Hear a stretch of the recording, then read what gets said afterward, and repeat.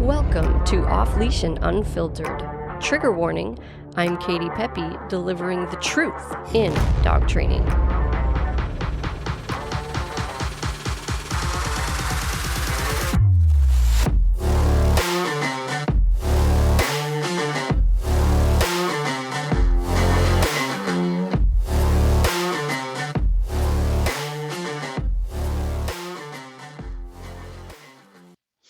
Hey everybody, welcome back to another episode of Off Leash and Unfiltered. I'm Katie Pepe, owner of Diamond Canine Dog Training in Biddeford, Maine, and we specialize in e-collar training, both for off-leash obedience and behavior modification. So helping people stop all of those pesky, unwanted behaviors like barking and jumping, getting into the trash, and more serious stuff like leash reactivity, different types of aggression, resource guarding, separation issues, and love doing in-depth state of mind work with dogs that are really anxious, nervous, and fearful. We also offer puppy training. So that's who we are and what we do. And this podcast is our way of sharing everything that we're doing every day with you guys, everything that we're doing with the dogs, everything that we're talking about with our customers every day, and just getting that information out there for the people that are looking for it. Because this stuff is really hard to find. The internet's full of garbage, and we're really, really passionate about helping those that are trying to help themselves, that are trying to find the right information.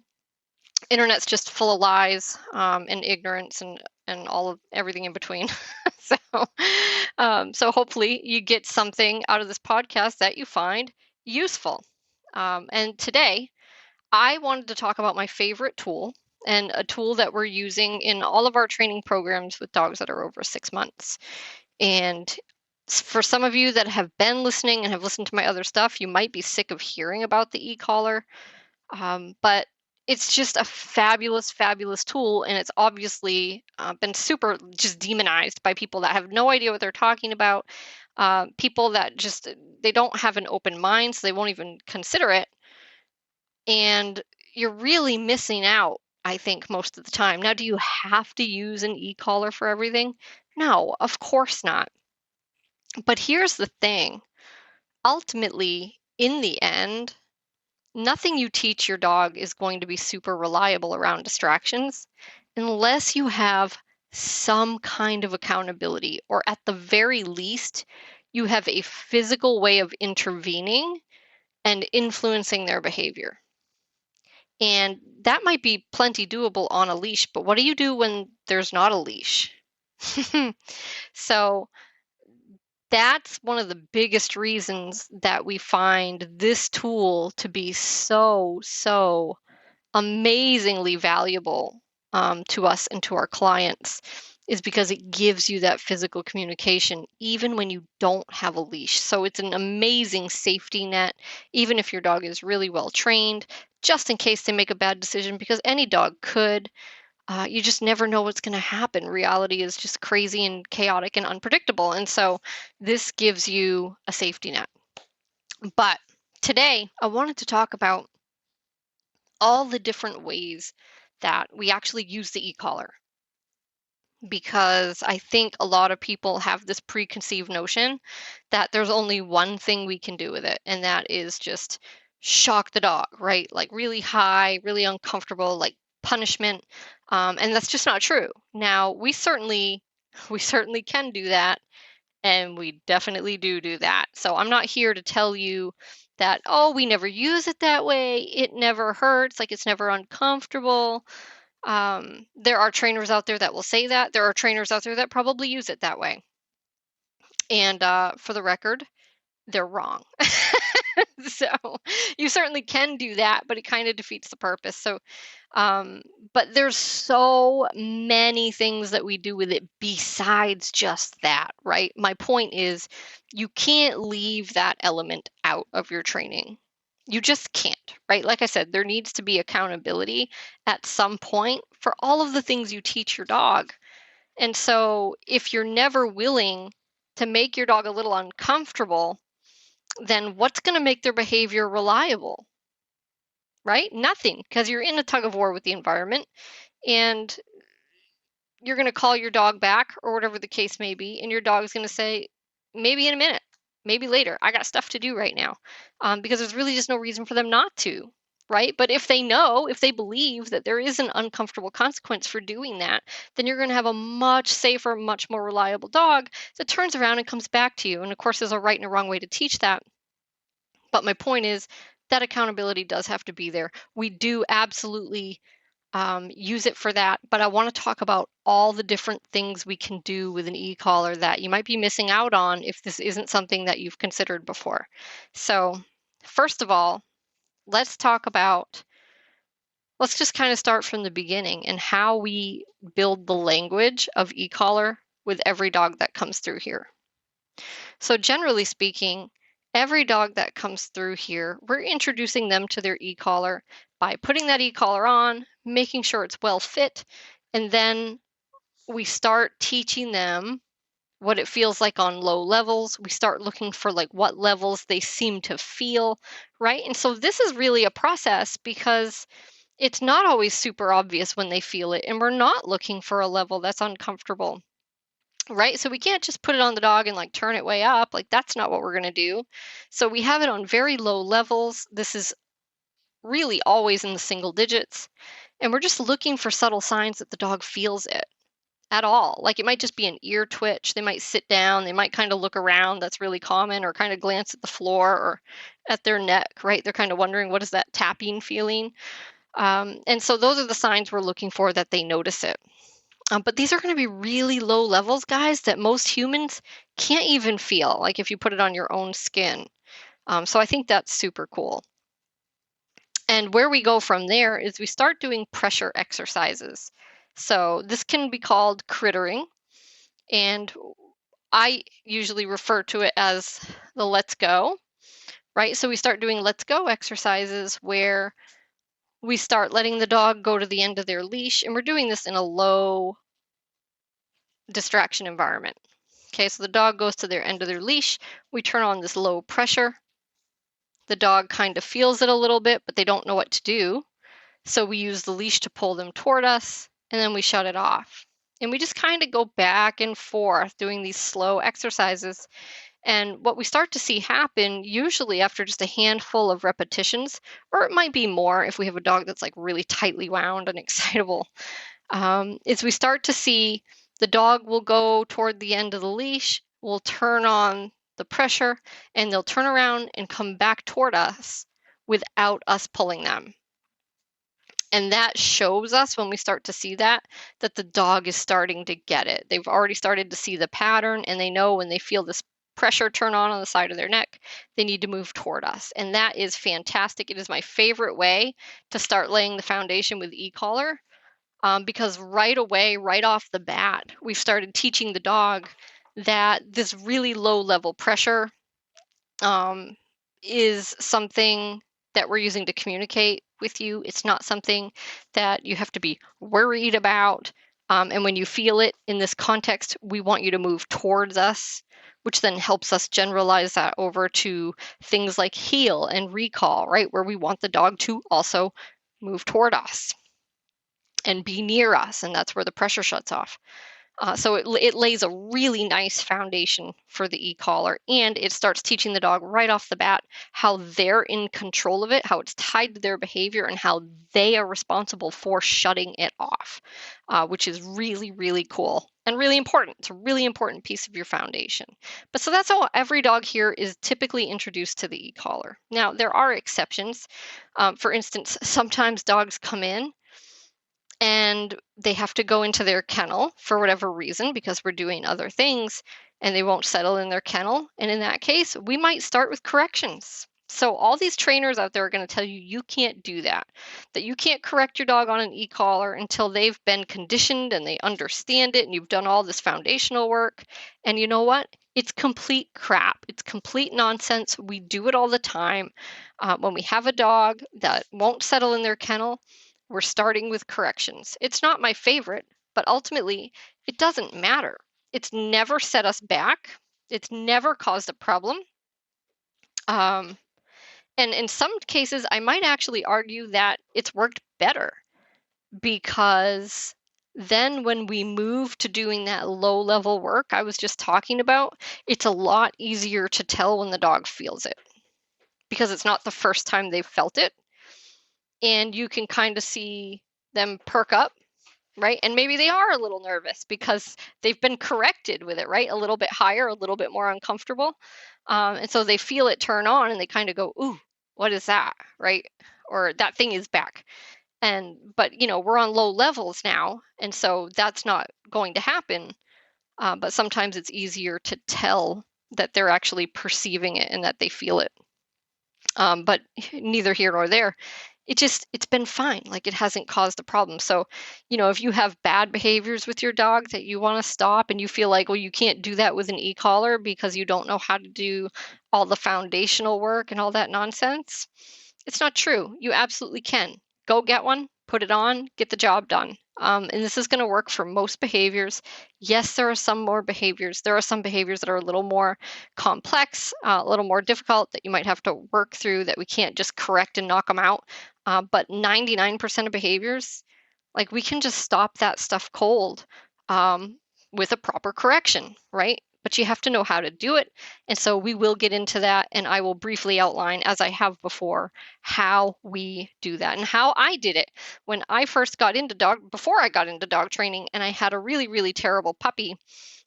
She wasn't a puppy when I put the e-collar. Well, technically she was, right? But she was an older puppy, so she was probably 8 months old when I put an e-collar on her for the first time. And our general rule of thumb is around 6 months or older. So technically a puppy, but they're ready for more at that age. And so, when I started with her, we absolutely started with corrections because we had so many terrible and dangerous behaviors to knock out. So we will talk about that. But so now that I've just told you and filled you in a little bit about how we introduce dogs to the e-collar, I just want to talk about the different ways we use them. Okay, so the first way we use them is what we were just talking about, right? It's that low level work with the dog. So we're doing those crittering exercises. I call it let's go, or building your Wi-Fi, which means you're building like that wireless communication with the dog so they understand it. And then we do that same exact thing with all of their obedience commands, right? So every behavior that we're trying to build up with the dog, we're using those super low levels and we're teaching them how to shut it off, right? So we're doing dozens and dozens and hundreds of sits. And we're teaching the dog that low pressure, it will shut off when you sit. We do the same thing with the down command. We do the same thing with the place command. We do the same thing with the heel command by teaching the dog, when you come next to my left leg and you're in position, you're not sniffing or anything, the pressure shuts off. Right? So these are all low level pressure exercises in the beginning. So we've built a language with the dog now, and they understand in various contexts how to shut off that low level pressure. And guys, I just think this is so cool, and I can't imagine ever having a dog now that I didn't do this with, because it's amazing.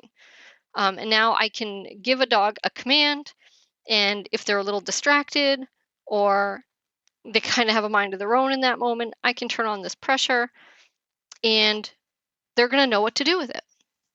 And this is even if I'm across the room, across the yard.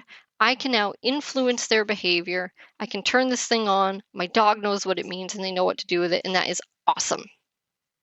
Now, the second thing we can do with an e-collar, right, ties into the first, which is we can start holding them accountable, right? So here's the thing. Just turning on that low level pressure, that's not always going to get your dog to do it, right? So that's how we teach them about the e-collar. That's how we teach them what it means and what to do with it. But that's not always going to guarantee compliance. So there are definitely going to be situations where your dog is super distracted, super aroused and stimulated, and they're not going to notice it or care about it the same way. So I just saw online today a trainer that described it as when the voices in the room get louder, you also have to get louder, right? Or the person you're talking to can't hear you. And I thought that was a fantastic analogy, right? So as As your dog becomes more overwhelmed with stimuli, you need to be more intense with your e-collar just for them to perceive it, right? So you're not even making it more uncomfortable. Even though you're turning it up, they're perceiving it the same way they did before when it was lower because they're aroused and stimulated, right? It's just they have so much coming in, now they don't notice it. So you have to bump it up or they won't notice it. But above and beyond that, a lot of dogs, most dogs, nearly all dogs are going to have at least some moments or many moments where even if they do hear you and even if they do perceive that the e-collar turns on, they're still not going to do it. Why? Because they're a dog, right? Because that's behavior. Because if they don't feel in that moment super motivated to do it, then there just is no reason for the brain to say, hey, do that thing, right? So we like to think that our dog is like super motivated to please us, but that's just kind of malarkey, right? Dogs don't even understand what pleasing you means. Um, Dogs please themselves because dogs just do what comes naturally, and that's normal. It doesn't make them bad, that's just normal, right? And so if your dog has other things going on, other things that are kind of controlling their attention at the moment, they're not going to do the thing that you wanted them to do, most likely. And just because they feel that e-collar turn on, that doesn't mean it's going to work. It's not magic, right? So those are the moments where we do start to make it a little more uncomfortable, right? And we have a gradual process for that where we will do a protocol, what we call cold to hot with most dogs. And it looks a little different for every dog. Different dogs respond differently to different things. But I love this protocol because instead of tapping your e-collar, right, at a level that doesn't work, and then letting go, and then turning it up and tapping at a higher level, and then accidentally freaking your dog out, right, or coming in hotter than you meant to, and they're vocal, which, by the way, not a huge deal. It happens. If that happens to you, you don't have to panic, right? But the cold to hot really helps you avoid those situations. So especially if you're in like a social setting and you're a little self-conscious of things, this is a great protocol because it helps you find exactly the level you need to motivate your dog without getting all that stuff, right? Without getting the bad reaction. So when we do that, what we're doing is we're holding the button down, it's at a lower level, and while we're holding the button down, we're slowly turning it up, up, up, up, up, and we're just watching the dog, right? And when we get to a level where we see the dog has a reaction, we see that they care, we see that they've decided to prioritize us, right? Then we let it go and we get the behavior, right? And if they change their mind again, we can turn it back on. But that's a great protocol. So that's another way we can use it to influence behavior, right? How else do we use the e-collar? And for the record, with that protocol, like the other way to do that would just be tapping, turning it up, tapping some more, right? So just trying some different stuff to see what gets the behavior, and we call that fishing. And so those protocols are usually the messy middle, right? So we're laying that low level language with your dog, and then we're moving to that middle phase where we start bumping things up to get their attention, to get them to prioritize us. And then we move into the final phase of tracing, which I want to talk about now, which is where we really start proofing things and we really start holding the dog more accountable, meaning there is a higher consequence now for non-compliance. And this is the phase, of course, that nobody likes, right? It's no fun. Nobody wants to, quote unquote, hurt their dog. And people seem to think this is the most damaging thing because of all the information out there. People seem to think it's not necessary. But I can assure you, if you want reliable behavior from your dog, it's necessary. And almost everybody asks us when they'll be able to move away from the e-collar, right? People are obsessed with taking their e-collar off, or at the very least, not being super reliant on it, which I agree. I don't want you to be super reliant on it either. Like I said in the beginning, it should become more of a safety net, right? And so, but people get stuck in this pattern of having to rely on it very heavily and using that button all the time, every time they ask their dog for anything. And this is the reason why. It's because we're really uncomfortable turning it up and sending the message that there's an uncomfortable consequence now if you don't comply, right? Because I know you know this command and I know you know how to do it. And I've given you tons of time and tons of practice, and we've done all this rehearsal around distractions, and I know you can do it now. So if you stay stuck using those middle methods, right, where we're just trying different levels and we're fishing or we're doing kind of cold to hot and we're looking to see what level gets the dog to do it, if we stay stuck there, then the dog never graduates, right? They never move into a phase where you just say something and they just do it, even if there are distractions. Some people, I think, don't even think that's possible, right? But it's because they don't try. So you have to be comfortable at some point saying, okay, this command, we're now moving out of all this initial training and patterning and influencing, and now we're going to move into expectations, right? You have to raise the bar. You have to raise the standard. You have to expect your dog to listen to you, right? And that doesn't mean that there will never be a confusing moment for them. Or just a moment where maybe they do need a little reminder, especially if you have them in a situation that's extra challenging, something that they haven't practiced before, that they're not used to, that you know is new and extraordinary in some way, then sure, cut them a little slack. Like there's nothing wrong with that, right? But the problem is most people, they cut their dogs slack all the time. And the dog just knows that, right? And so they know, yeah, they know you're going to follow through and get the behavior. They know that about this e-collar business, but they don't know, they don't believe that it's going to be truly uncomfortable not to listen to you. And that it's always going to be that way. And that really is the key. If you don't build that expectation with your dog, if you don't build that standard, if you don't teach them, you now have to listen or it's an uncomfortable consequence, eventually a really uncomfortable consequence, then they just won't, right? And you'll be stuck nagging your dog with that e-collar all the time, which isn't the end of the world. And it's like, if that's all you can get comfortable with, then do it, right? But just expect that that's going to be your life forever, right? That's not going to go away. And I don't make that rule. That's just a fact, right? That's just what the dogs have taught us.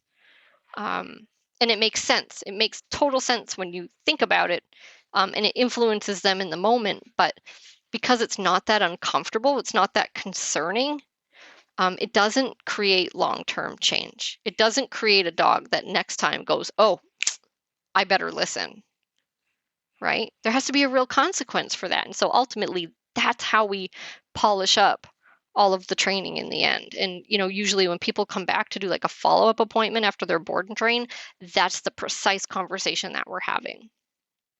Not that we don't tell people that when their dog goes home, but it's a learning curve. I mean, it's a lot of information people have to take in at these go home lessons, and they have to go home and kind of let the dust settle and get all this practice and get comfortable even using the equipment. And so we don't expect people to be there when they come back. But doing that follow-up lesson with them really gives us an opportunity to have that conversation and to explain why they're needing to use it so much and how it's super easy to start to move away from that. And that's it. So eventually, you just have to up that consequence, right? Which kind of is a nice segue into our next piece. So we can also use it for punishment. Okay. So most of the time with those obedience commands that I was talking about, right, we're building low level, then we're just influencing their behavior by motivating them, and then we're making it a little more uncomfortable. But eventually, we want to treat non-compliance, no, I just had to correct my own dog. We want to treat non-compliance just like any unwanted behavior, right? So when I say unwanted behavior, what do I mean? I mean jumping up on people, getting into the trash, excessive barking, chewing the furniture, like anything that your dog does that you don't want them doing ever. Those are the things that you need to implement a proper punishment. And so the obedience, really, it ends there. Like that's how you finish your obedience training, is you treat non-compliance just like an unwanted behavior, which is what we're going to talk about next. Right? But with the obedience piece, you can see what a long process that is. We have to go through all these different phases.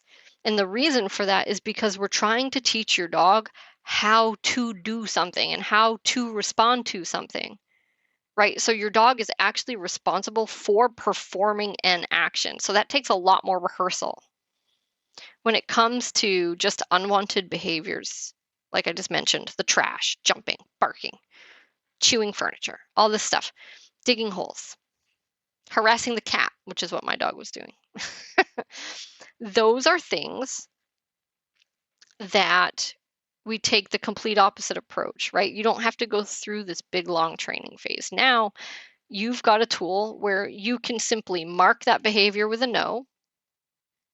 Take notes, guys. This is the important piece.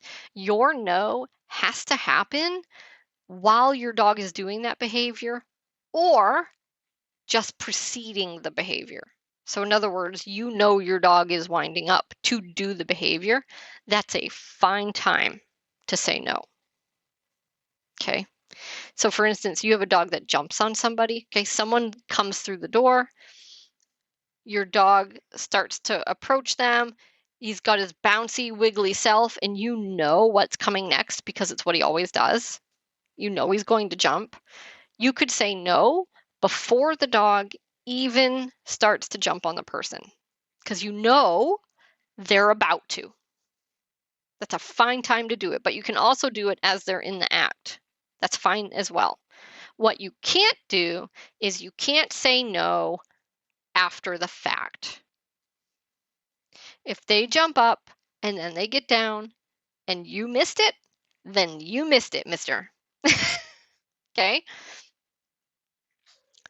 But so you're going to mark that behavior with a no, and then you're going to follow that up with a high consequence on your e-collar. How high? High.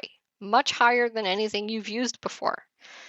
Why? Because theoretically, for things that you want to eliminate, you really can't be quote unquote too high. Now, does that mean we need to put it on 100 and hold the button down for 5 seconds? No, not necessarily. For some dogs, it might. It might, right? But let's say your dog normally works on like a 9, 10, and that seems to influence their behavior. I don't want you using a 9, 10 for this. I don't want you using a 20 for this, right? So, because this is an unwanted behavior. It's a behavior you're trying to eliminate. You're trying to put it to bed. You're trying to knock it out. And using those lower levels that are quote unquote just enough. If you can see me, I'm doing the air quotes. If you see the video. They're not enough. Even if they're enough in the moment, they are not enough. I can guarantee you, I've been doing this long enough that I can tell you if you don't make it clear, right? If you're too hesitant, you're too soft, you're too afraid, or you just think, hey, Katie doesn't know what she's talking about. I'm going to do it my way, right? And you're not going to turn it up because it's not fun. No one wants to do it. I don't blame you, right? I take it for granted because we do this all the time. And I know exactly how it's going to go. I know what's going to happen after, and I know we're all just going to move on and things are going to be better. But people don't know that, and they don't know it until they do it.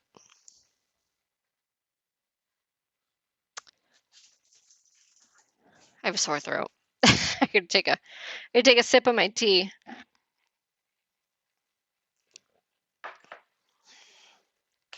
Boy, that raspberry tea is potent. But that is how you will have the best success eliminating behaviors. And I do harp on this one because I think it's obviously it's the one the people have the hardest time with, right? Because it's the one that's the least fun. It's the one where we do have to make our dogs really uncomfortable.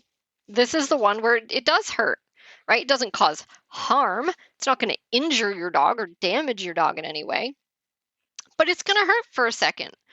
And they're going to be fine. But what's going to happen is they're just not going to do that behavior anymore, guys. So there's really nothing more frustrating because there's so much crappy information out there on the internet and so much bullshit and baloney about how to stop unwanted behaviors, and none of it works, and people do it and like they waste time. They waste precious time with their dogs and with their families and just doing stuff that isn't going to work, and they're putting in all these hours and weeks and months and it doesn't work, right? And we actually know how to stop this stuff and stop it fast and stop it safely. It's effective, it's efficient, it's safe, no harm done, and everybody can move on and start cementing better behaviors. And there's really nothing more frustrating than having that knowledge and passing it on to people and seeing them not use it, right? And seeing them 3 months, 6 months, 9 months down the road, still quote unquote working on it when we're talking about something that can be knocked out in 5 freaking minutes or less, right? That's just, it's really frustrating. And it's like, I'm not mad at people. Like, it's not that I'm mad at them, but they've imprisoned themselves in their own little torture chamber where they have to push the button constantly, and maybe they're making their dog a little uncomfortable, right? Which makes them very uncomfortable. And they're going to have to do it all the time forever because they're just not willing or able to get the job done. But in most cases, it's not something you're going to have to do very often if you do it correctly, right? Dogs come in jumping all over us. We knock that out in the first couple days. It's like, no, it might not be a one and done, right? Because your dog has to figure out the pattern and they got to go, oh, it's uncomfortable when I jump on that lady. It's uncomfortable when I jump on that lady. It's uncomfortable when I jump on that guy. Geez, it must be when I jump on anybody, right? And then it's gone. It's done. They don't do it anymore. And so one of the things I like to really pass on about stopping unwanted behaviors is the more afraid of it you are, the less meaningful your correction is, the less likely it's going to stick, right? You're going to have to do it more frequently and for a longer period of time to achieve your results, and you might never achieve your results. And you might also kind of desensitize your dog to it in the interim, right? If you're really too low.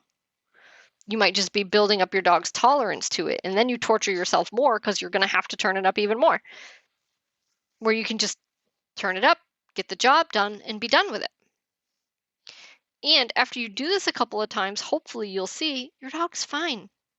Your dog is fine. They're not traumatized. They don't hate you. Just none of that stuff happens. Now, let's just say it did. Let's just say you did have a dog that got freaked out and like became scared of, whatever, the guest coming in the door, or you, or their kennel, or whatever it is. So what? I know people are going, oh my God, what do you mean, so what? Like, that's exactly what I'm afraid of. That's what I don't want to happen. I say so what because you can't act like dogs can only make one association and then they're stuck there. Dogs can learn a new association just as easily, right? So what do? Put your dog on a leash and bring them back out to whatever the thing is that they're now, quote unquote, worried about. Now, by the way, this almost never happens, especially if you said no at the correct time. Almost never. But if it did, That's what you would do. And a good example of this is like the underground and invisible fences. Sometimes people will have dogs that they go out, they get shocked by the fence, and then they run into the house, and then people say, oh, my dog won't go back outside, or my dog won't leave the porch now because they got such a bad shock from the fence. And it's like easy to fix. Easy to fix. Like, really, put your dog on a leash and bring them out. Now, you might have to do that more than once, right? Because the fence uses a very meaningful consequence and it does stick. But you can still teach your dog to overcome that, right? Even a proper punishment like that, you can still undo that learning. Put your dog on a leash, bring them out, they see it's fine. And I'm not telling you to coddle your dog and soothe your dog. Those aren't the things we do to help a dog gain confidence. Quite the opposite. Just be quiet, be neutral, be confident yourself, and just lead your dog around. Lead your dog through the thing they think is scary just to prove it's fine. And guess what? I would say even in the worst cases, within a few days, your dog's going to be over it. They're going to be over it, right? But what happens is people give in, they give up, and then they make up this story about how their dog was forever traumatized by the fence. And it's just not the case. We just didn't know what to do. Right? But really, like, I never see this happen. Like with e-collar training, I never see it happen, especially if you're saying no at the right time. But if you had a really sensitive dog or a dog that's wired kind of different and like something like that happened, that's what I would do. Right? One similar thing that we have seen happen sometimes is someone doing their e-collar training and they don't have their dog on a leash like they're supposed to, especially when they're like at home in their living room. You should still have your leash on because you have to give your dog guidance. You have to show them what to do. And so they're turning on their e-collar and it's low at this point in time, right? But the dog just goes to their kennel and like lays down because they just don't get it. They don't know what they're supposed to be doing, right? It's not because the dog is freaked out or traumatized. They just don't know what to do with it yet. Right? And if you don't have that leash on, then you can't show them. And so they just leave, right? They just say, well, I'm going to go take a nap. This is weird and frustrating. I don't know what to do. And then people, again, they make up the story about how their dog is, traumatized, damaged, depressed, moping, when really the dog just needs you to show them what to do and they should be on a leash, right? In the beginning until they fully get it. And then the leash can come off. But that takes time and repetition. So how many dogs have we seen get traumatized and freaked out and like ruined? None. Fucking none. Like it just doesn't happen. But so those are most of the ways we use the e-collar, right? So there's so many different things we're doing with the e-collar. Now, let me describe another scenario with another thing we do with the e-collar, right? Let's say we have a dog who's a little excitable and we have them on place and then someone comes to the door or we just, we have guests over or something's going on, right? The cat walks by and maybe they're really a little too into the cat and we see them perk up, right? They perk up a little too much. Those ears are up and we go, well, we want the dog to stay calm. We know this is a trigger scenario for him. So instead of letting him escalate and get more excited, we can use a low to moderate tap to remind the dog to settle. Right? It's not even high. It's not super uncomfortable. It's just like a tap on the shoulder or maybe a firm tap on the shoulder, right? Just kind of depends on the dog that says, hey, don't forget, you can't get all excited like that. Settle. So it's just a little reminder, bring the arousal down. And if you're really consistent with this, then they start to follow suit automatically on their own and not go into that overstimulated, overexcited state. And you don't even have to tell them anymore. Right? But so it's a fantastic tool to catch your dog really early in those cases and just remind them to settle. Right? So that's another like low to moderate tap use. Or if your dog's in the kennel and they tend to be kind of the anxious type and they're a little like pacey or they're just standing up and staring at you, right? We can use low to moderate taps then without saying a word and get the dog to settle and they lay right down. It's just a fantastic tool to help condition your dog to settling in the context where you want them to settle automatically. And most dogs eventually they do. It's great. So that's getting into some of the more in-depth stuff, right? Like we teach the double down or the relax command, as I used to call it, where we teach the dog if they're in a down and they feel that low stim come on, they just put their head down, they rest their chin on the floor, and it just helps to relax them. Right? If you have a dog, like we had a German Shepherd that was really uncomfortable around children, right? We could go out, we could do exercises with her, we could put her in a down. Sometimes she was on place. And if we saw her starting to track kids with her eyes, right, or starting to fixate on kids, we could use, again, low to moderate tap to just get her to take her eyeballs off those kids.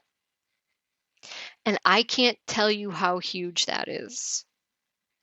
So that doesn't sound like much. But what happens when you start doing that is you start teaching the dog how to be in the presence of these triggers that make them uncomfortable and not pay attention to them. Because guess what? The dog can't mentally really focus on something that it's not looking at. And it was brandy new to this dog that I'm thinking about. It was brandy new to her to be in the presence of kids that were making noise and running around and not stare at them and get all upset. And so just think about the impact you can have on a dog's state of mind by now having a tool that you can actually gently pull their attention off from a trigger that makes them uncomfortable. And now you can actually have them rehearse lying calmly in the presence of this trigger. I mean, it's amazing. And that's kind of why we love doing that in-depth type stuff with the dogs that come through here when they need it. It's really, really rewarding. And you get to see a dog that just really transforms and really becomes more confident and more comfortable and more relaxed, right? And less anxious. And it's just huge, huge.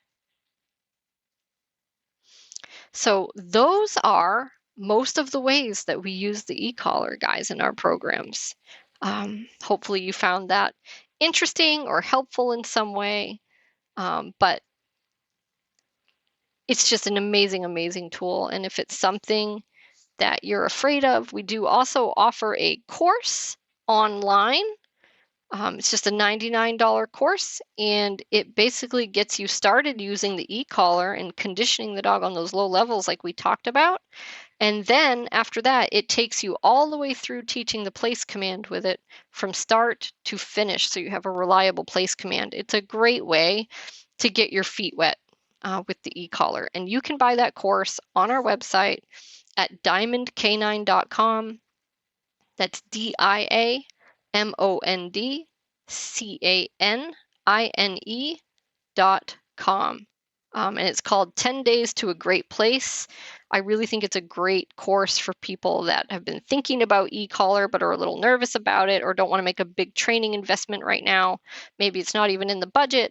Fantastic, fantastic course. You do need to buy the e-collar and you do need to buy the model that we talk about, which is the e-collar technologies mini educator or the micro educator. Any of the e-collar technologies e-collars really would be fine because those e-collars give you that flexibility we talked about, and they go from low to high. They go from 0 to 100. So even the collars like Garmin and Sport Dog, they're really good collars, but they're much hotter and they can't do that low stuff that we're talking about. Like what I was just talking about, pulling that dog's attention off from the kids, I really couldn't do that with this dog on one of those collars because it would be too hot. So it wouldn't be gentle. It wouldn't be mild like we want it to be in those situations, right? It can do the higher stuff, but it can't do that really low, whispery, gentle stuff. So that's why we use this unit. We love e-collar technologies. They're phenomenal, great company, good service. But check out our course online if you're interested in trying out e-collar. And You can check out our stuff on social media too. We're on Facebook, Instagram, YouTube. And of course, we have this podcast, and we would love to hear from you and your suggestions, your ideas, any questions you have. You can send them to me at katie@diamondcanine.com. That's KATI at diamondcanine, CANINE.com. Would love to hear from you. And that's it, guys. Thanks for joining me today, and I look forward to next time.